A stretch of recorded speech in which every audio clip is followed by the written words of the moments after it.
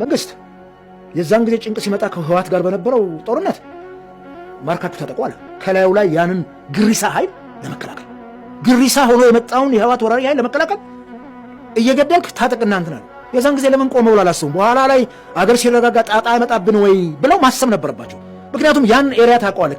ከመሳሪያ ጋር አማራው ያለው ስሜት እጅግ በጣም ከባድ ነውና ዝም ብለህ ያን ስፖንታኔስሊ ተነስተህ ታጠቅ ቀማና ታጠቅና ያንተ አድርግ ትጥቁ ስትለው ወንድሜ ቆመ ጠብቀኝ የነበረው አንድ እንትን ታጣቂ ክላሹ ምኑን ካገኘ እንዴ ለምንም አይታጠቀው።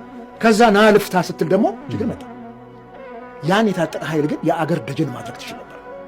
ያንተን ዲፕሎማሲ ያንተን የህዝብ አስተዳደር አስተካክለ የአገር ደጀን ታደርገዋል። ይቻላል። ምክንያቱም ዛሬ አኪውዝ የሚያደርገው ዛሬ የሚከሰሰውን ፋኖ ትናንትና እኮ ጠቅላይ ሚኒስትሩን በፓርላማ ሲያመሰግኑት ነበር። የህወሓትን ወራሪ ኃይል ተቋቁሞ አገር ያሻገረ ጀግና ነው ፋኖ ሲሉት ነበር። ዛሬ እርስ በርስ ግጭት ሲፈጠር ዛሬ ደግሞ ፋኖን አገር አጥፊ የሆነ አድርገህ ስም ትለጥፋለህ። በምን በብርሃን ፍጥነት እኮ ነው ደግሞ ለመፈራረጅ ደርሰውና ይሄንን ማኔጅ ማድረግ ይቻል ነበር። አንተ ላይ ሲመጣ ቀማና ወረስና ታጠቅ ግደልና ታጠቅ ትላለህ። አንተ ላይ አንተ ስልጣን ላይ ሲመጣ የህዝብ ህይወት ላይ ሲመጣ ግን መታጠቁ አደጋለሁ ትላለህ። ይሄ እርስ በርሱ የሚጣረስ የሚቃረን ቫይስ ቨርስ የሆነ ነገር ነውና እና የግድ ህዝብ መሞት አለበት እንዴ? እያንዳንዱ ሰው እኮ የራሱ የግል መሳሪያም እኮ ባደጉት ሀገሮች የሚያስፈልገው እኮ ራስን ለመከላከል ከሚመጣ አባደጋ። እሱ ደግሞ እንደ አሜሪካ ባሉ ሀገራት ላይ ጣጣ ሲያመጣ ቆይተናል። ይመጣ እና ምን ታደርገዋል? ያን ማኔጅ ማድረግ ነው።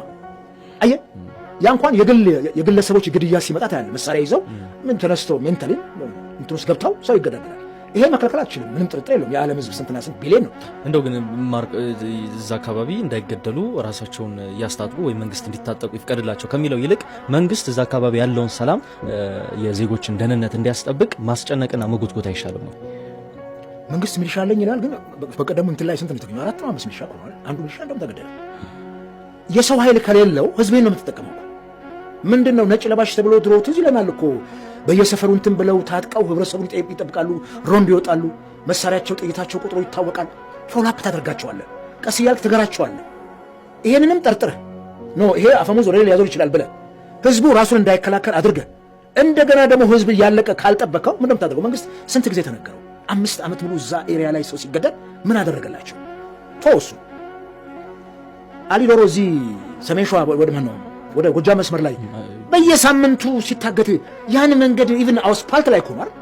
አትሊስት ኮንቮይ የመከላከያ ኮንቮይ ወይ ፌደራል ፖሊስ ኮንቮይ አካባቢ ላይ ያለው ማህበረሰብ አስተባብረ መከላከል አትችልም ወይ? ጭው ያለ ሜዳ ነው አባይ በራው እስከገቡ በስተቀር እዛ ባዶ ሜዳ ላይ እንኳን አንተ ኮንትሮል ማድረግ ያልቻልክ ሪሊ መንግስት እነዚህን አካላት ኮንትሮል ማድረግ አቅቶት ነው? ሳይችል ቀርቶ ነው? ከጀርባ ሌላ ተልእኮ ያላቸው ሰዎች መንግስት ውስጥ የሉ? ይሄንን እንግዲህ እግዚአብሔር ይወቀው። ከዚህ በዘለለ ግን እግዚአብሔር ይወቀው ብለን ደግሞ ዝም ብለን እንተው አይደለም። ትግል ይጠይቃል። መንግስትን እያንኳኳን ዜጎቹን በአግባቡ ይጠብቅ። በጣም የማዝነው ደግሞ ሚዲያዎቹ ምንም እንዳልተፈጠረ አድርገው፣ በእርግጥ የመንግስት ሚዲያዎች ናቸው ዛሬ ተደማጭነታቸውም እየቀነሰ የመጣው የሚታየውን የህዝብ ሰቆቃ መናገር አይፈልጉም። የሌላውን ዓለም ግን ይናገራሉ። ለምንድን ነው የሚዘግቡልን የኢራንና የአሜሪካን አሁን ያለውን ጦርነት? ይሄንን እየዘገቡ እየነገሩን እኛ ሀገር ላይ የሚፈጠረውን ችግር ለምንድን ነው የህዝብን ቁስል እንኳን እንዳይታወቅ የሚደረገው? ብንሸፍነውም እኮ ዛሬ ቴክኖሎጂው ዘመን እኮ እጃችን ላይ ነው ያለው። ሁሉም ጋዜጠኛ ሆኗል እኮ ልክ እንዳንተ ዛሬ ሁሉም ካሜራማን ሆኗል። እንደሱ ይልቁልሃል እኮ ይለቁታል እኮ። እያንዳንዷ ጥቃቅን ክስተት ሚዲያ ላይ የምትወጣበት ዘመን ላይ ያለ ነው። ዓለም አቀፉ እንትን ከፍተኛ የቴክኖሎጂ እንትን አለ ዛሬ የሆነውን ነገር ሁሉ የትኛውን ቦታ ላይ ያለው። ስለዚህ ይሄንን ህዝብንም እንትን እያልክ ትላንትና የኦሮሚያ ክልላዊ መንግስት ጸጥታ ቢሮ አቶ ኃይሉ የሰጠው መግለጫ ሰምቻለሁ። መጀመሪያ ላይ እንዳልከው አናውቀውም ነው ነበር የወረዳው ማስተዳደሪ መረጃው አልደረሰንም። የወረዳው አስተዳዳሪ ብሎ ቅድም እኮ ነገርኩህ። እዛ የእምነቱ አባት እንኳን ሊቀ ትጉሃን ከፍ ያለው በጣም ትንሽ ነገር አልከስክሰው አለፉት።